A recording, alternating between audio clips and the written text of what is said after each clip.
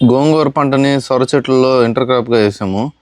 సొర చెట్టు మొలిచిన తర్వాత ఒక 1 ½ మంత్ వరకు తీగ అల్లుకునేదానికి టైం పట్టుద్ది.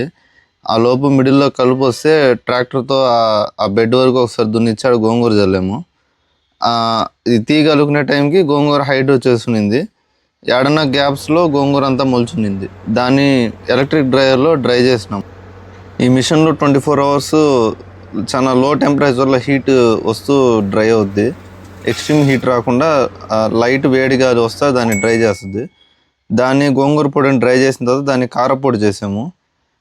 డీహైడ్రేట్ అయిన గోంగూరని మిక్సీ వేసిన తర్వాత వచ్చిన పొడిని కారపొడిలా చేసినాం. ట్రావెలింగ్ చేసేటప్పుడు అట్లా ఎప్పుడన్నా గోంగూర తినొచ్చు నెయ్యి కలుపుకొని. టేస్ట్ చాలా బాగుంది కారపొడి. గోంగూర క్యాన్సర్ పేషెంట్స్ కూడా చాలా మంచిది. ఈ మధ్య దాన్ని డీహైడ్రేట్ చేసి ఇట్లా గోంగూర పొడిని క్యాన్సర్ పేషెంట్స్ బాగా ఎక్కువ యూస్ చేస్తున్నారు. గోంగూరలో విటమిన్స్ కూడా చాలా పుష్కలంగా ఉంటాయి. మెయిన్గా విటమిన్ సి ఉంటుంది. ఆ పులుపుదనం వల్ల ఫైబర్ కంటెంట్ ఉంటుంది.